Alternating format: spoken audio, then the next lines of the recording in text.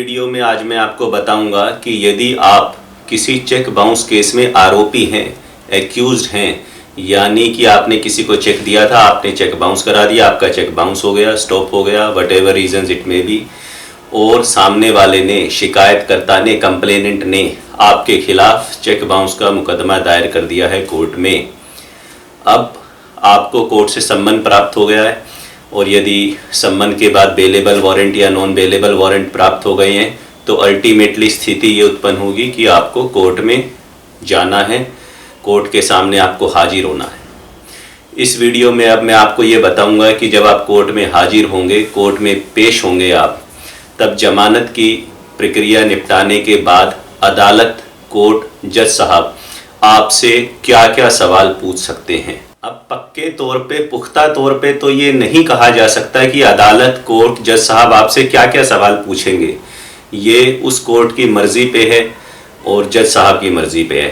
परंतु क्योंकि मैं दिल्ली में रहता हूँ, ज़्यादातर प्रैक्टिस मेरी दिल्ली की है, तो दिल्ली की जो डिस्ट्रिक्ट कोर्ट्स हैं उनमें जो आम तौर पर सवाल पूछे जाते हैं चेक बाउंस के आरोपियों से, वो मैं आपको बताना चाहता हूँ और इससे मिलते जुलते ही सवाल आपसे पूछे जाएंगे, तब तो आपको एक अंदाज़ा लग जाएगा इस बात से।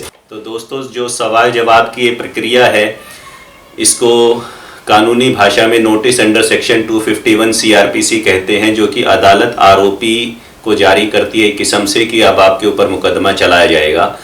और इस नोटिस को जारी करने की जो प्रक्रिया है, उसमें जो सवाल जवाब किए जाते हैं, उसकी एक सैंपल कॉपी एक केस की, जो एक डिसाइडेड केस है, उसकी मेरे पास है और इसको मैं अब रेफ़र करूँगा और इसमें जो सवाल जवाब जज साहब ने पूछे हैं वो आपको पढ़ के सुनाता हूँ।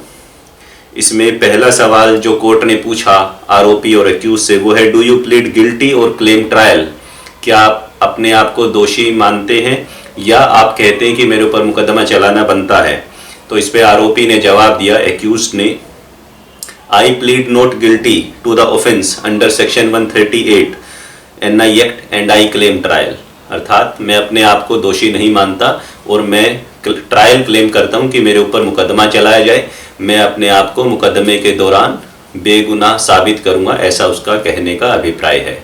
इसके बाद दूसरा क्वेश्चन जज साहब ने उससे पूछा कि क्या आप शिकायतकर्ता को जानते हो? Do you know the complainant? तो आरोपी ने कहा अदालत को, हाँ मैं शिकायतकर्ता को जानता हूँ, ये मेरे बड़े भाई के मित्र हैं। इसके बाद तीसरा सवाल अदालत पूछती है आरोपी से, do you admit your signatures on cheque in question?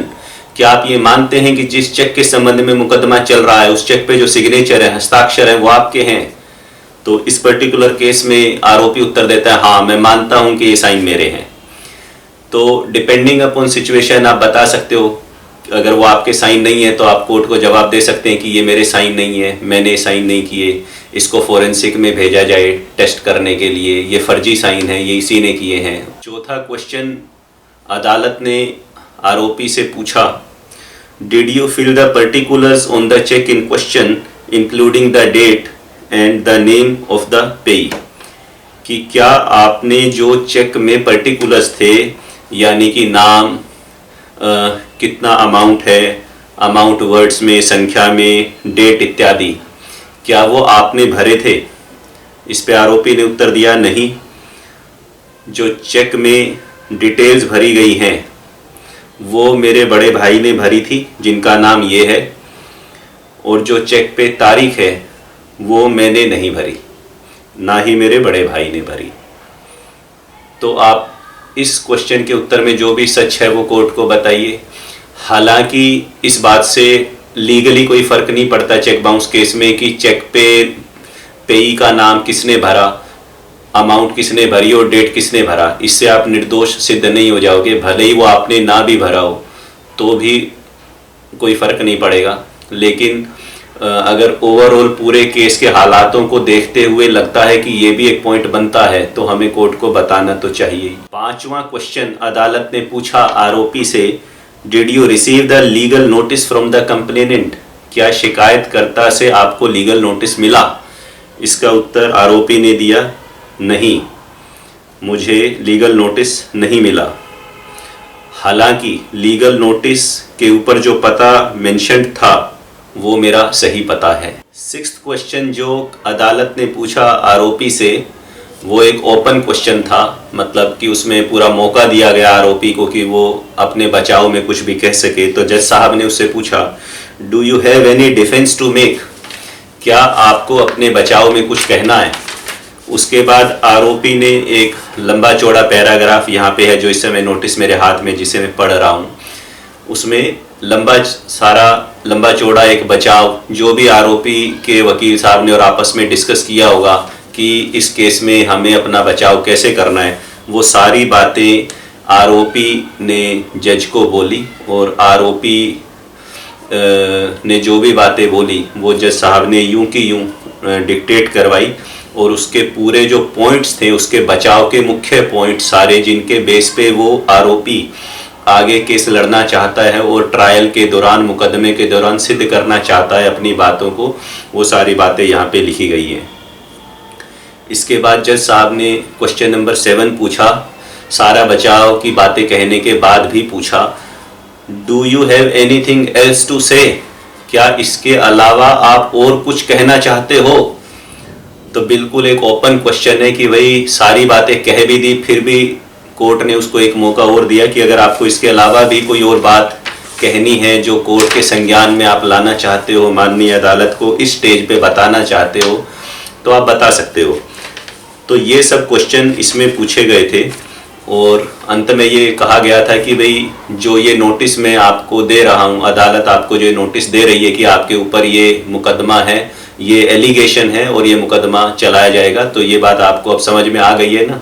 तो उन्होंने कहा हाँ मुझे समझ में आ गई है कि मैं ये मुकदमा अब मेरे ऊपर चलेगा। तो ये मुख्य सवाल थे जो अदालत आम तौर पर दिल्ली डिस्ट्रिक्ट कोर्ट्स में पूछती हैं चेक बाउंस के मामलों में। इसका कोई फिक्स पैटर्न नहीं है कि अदालत यही सवाल पूछेगी, कुछ और सवाल भी अदालत आपसे पूछ सकती हैं और अलग अलग राज्यों में, अलग अलग शहरों में मैं देखता हूँ कि कई जगह इतने सारे सवाल पूछे ही नहीं जाते कोर्ट में, सीधा एक ही सवाल पूछा जाता है कि आपको अपना आप गिल्टी मानते हैं, अपने आप को दोषी मानते हैं या नहीं मानते, और ये पूछ लिया जाता है कि अपने बचाव में कुछ कहना है तो बताइए। ज़रूरी नहीं है इतने फॉर्मल तरीके से अदालत आपसे सवाल पूछे, परंतु as an accused, as an आरोपी आपको इस बात का ध्यान रखना है कि जब ये स्टेज आए केस की कि जब आप कोर्ट के सामने पहली बार उपस्थित हो रहे हैं बेल लेने के बाद, तब आप इन चीज़ों की, इन सवालों की तैयारी करके जाएं कि हमसे इस प्रकार के सवाल पूछे जाएंगे और हमें हमारे केस के हिसाब से हमारे पास क्या कानूनी बचाव के डिफेंसेस हैं। मैंने एक सेपरेट वीडियो बनाया हुआ है दोस्तों, चेक बाउंस केस में आरोपी का बचाव और जीत। उस वीडियो का लिंक मैं इस वीडियो के डिस्क्रिप्शन में नीचे दे रहा हूँ, आप वो भी देखेंगे तो आप ज़्यादा बेहतर समझ पाएंगे कि आपको बचाव के क्या क्या रास्ते उपलब्ध हैं।